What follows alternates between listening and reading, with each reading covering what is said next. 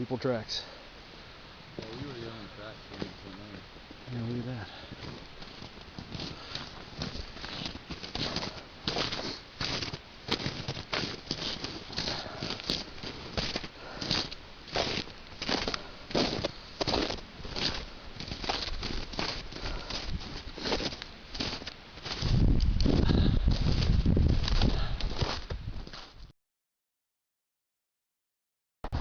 Okay.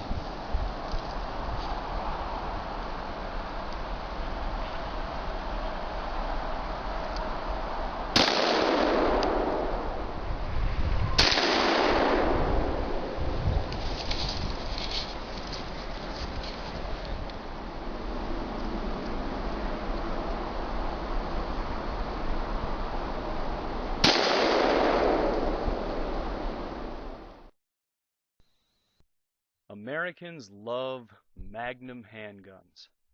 From the law-enforcing .357 to the horsepower of the .500 Smith & Wesson, we pay handsomely for the machines that launch these medicine balls through targets and big game alike. Our wallets thin out with each box of bullets, yet we still pull that trigger again and again. It's one of those things, I guess.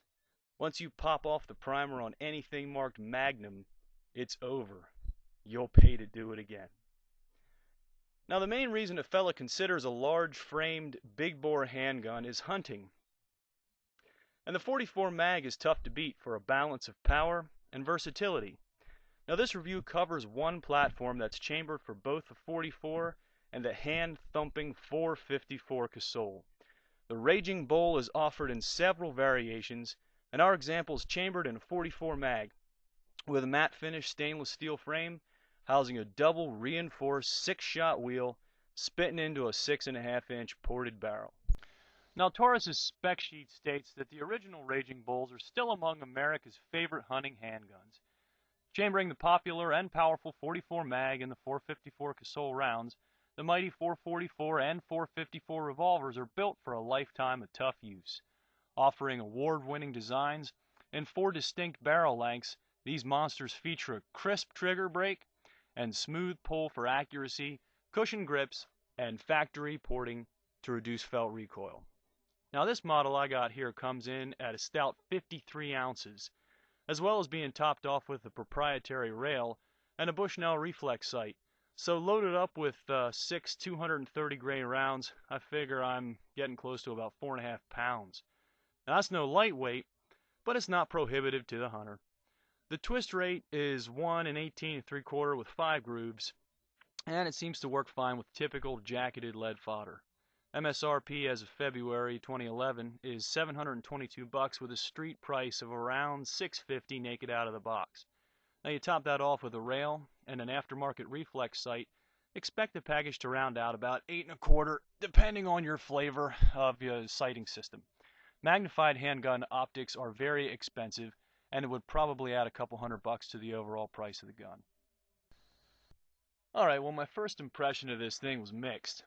Now, I owned and shot several Taurus products before and realized the price to performance ratio, but some of the features bugged me a bit. The giant Raging Bull laser etched was a little tacky, and the fit wasn't really where I thought it should be. Now, to be fair, I was comparing the revolver to its American brothers, and there's a reason the Taurus undercuts the cost of our Magnum machines by about $300. So I was willing to overlook the mill marks and the slightly sloppy fit. It has it where it counts, though. The Bull shoots extremely well, and the porting really works. The trigger's smooth, the lockup is good and tight, and the brake is really swell in single action with no creep and very little over travel. Reset is quick for that needed follow-up shot for your miss because you decided to hunt with a revolver rather than with a rifle. Nice move. Well, here's the caveat. The Bull has an even finish, like a matte finish on the exterior of the entire revolver, but the internals suffer somewhat with mill and machine markings here and there, as well as the soft grip not really fitting well to the frame of the gun. I was also a little irritated by what I perceived to be showy laser etching on the barrel of an otherwise clean line revolver.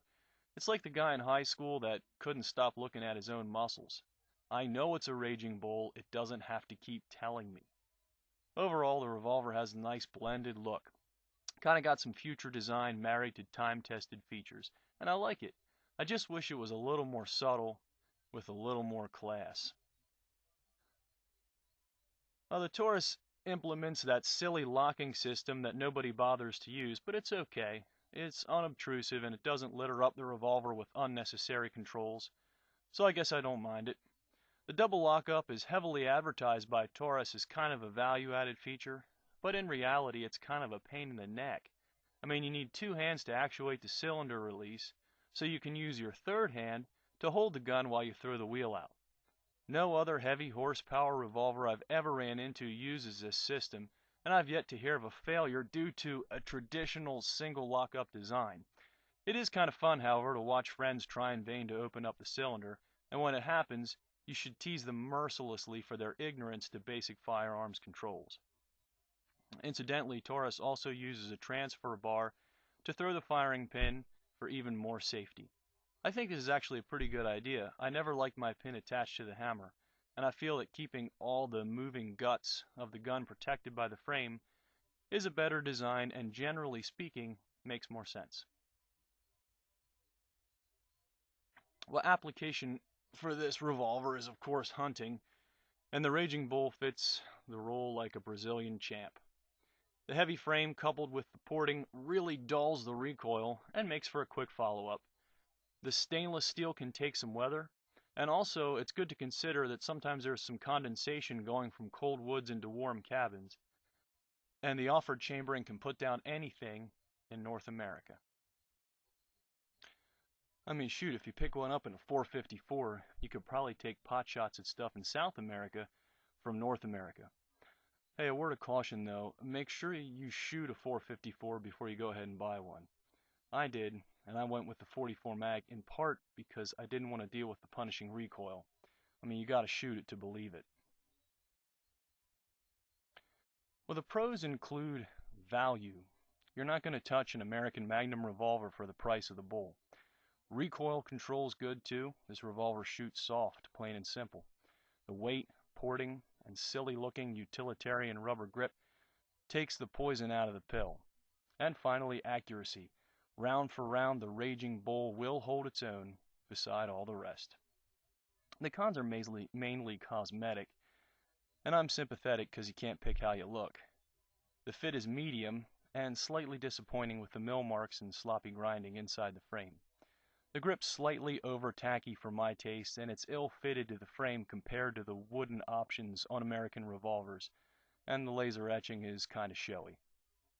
Hey look, kissin' wears out, and cookin' don't. The Bull might not win any beauty contests beside a better breed of offerings, but it will bring home the bacon every time if you do your part. Buy one. I did. And so far I have no plans to file for divorce. Well, hey, this is YHC Kelly. Thanks for watching, and I'll try and keep them coming.